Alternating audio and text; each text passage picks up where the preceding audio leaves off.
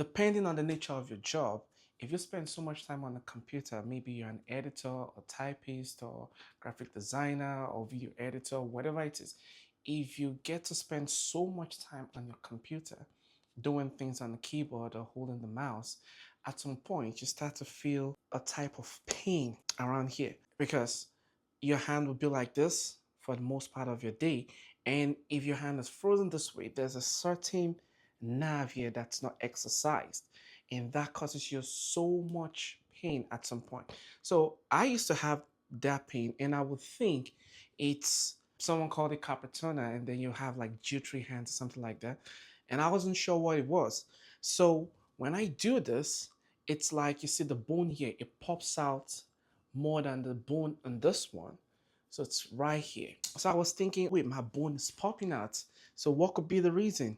And I would feel so much pain on my wrist. If you check some of my videos, you will see me with a black hand wrist support. It's like it's a cold band-aid that I put on my wrist to keep it steady so I could do what I'm doing on the computer. Sometimes it also comes from if you spend so much time on your cell phone. So let's say you splice clips or you edit clips on your cell phone, you need to hold your phone this way. And then you edit on your phone, you cut whatever sometimes, because I don't think it's ideal if you keep your phone on your tripod and you edit on your tripod. Your phone sometimes you have to hold it. So when you hold it this way, there is a nerve here that doesn't work and it's like frozen. I think over time you have a frozen wrist. I don't know the specific name for it. I don't think it's carpal tunnel, but what I felt was a frozen wrist. So I checked a couple of videos on YouTube, and there's this doctor on YouTube, and he said you should have your hand this way and put this like this and then toss it backwards to massage it so you feel the pain.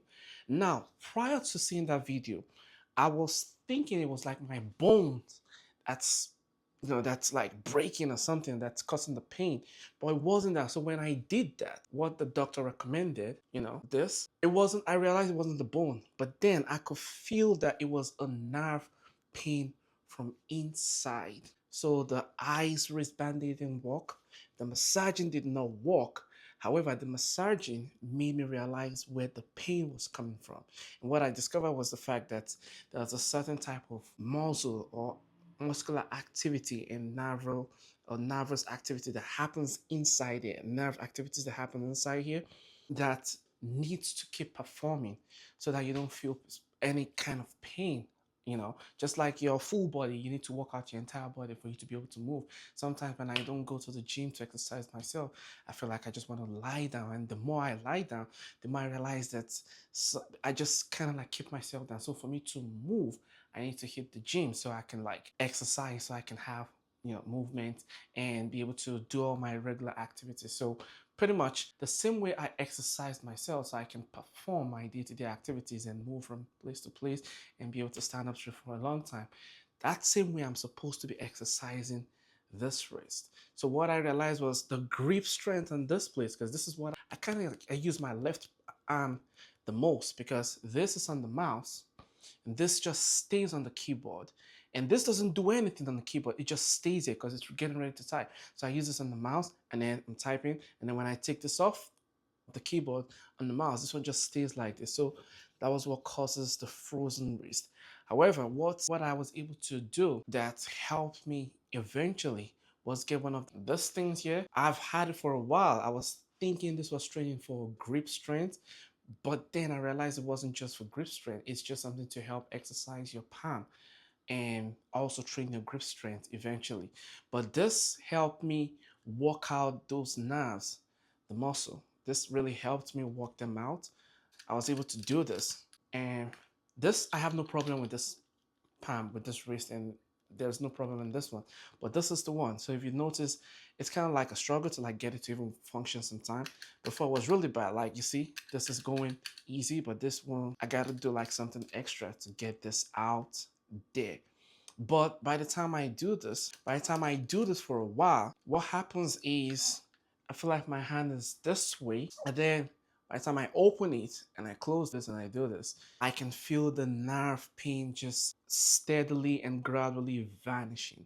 So If you spend a lot of time on a desktop, on a computer, and your hand is frozen this way, get one of these things. Okay, these things will really help you. They would really help in making sure that you don't have a frozen wrist.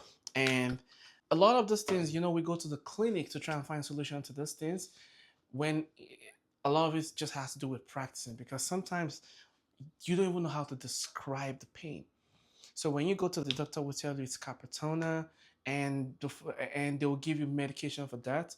Maybe I've also tried to use a couple of Tylenol extra strength, thinking that would ease the wrist pain, but none of it helped. And then the cold band-aid, none of it helped until I got one of those joints and I started exercising my wrist. So now every time I'm walking around, I just have this and I'm always doing this. And when I'm in the gym and I'm working in between sets, once I relax and in between my set, I just grab one of this and exercise my wrist, because you have to exercise every portion of your body, including this joint. So if you feel any type of pain, that's one thing that can help you reduce any type of pain that you're feeling right here in this portion of your backhand. I hope this video helps someone.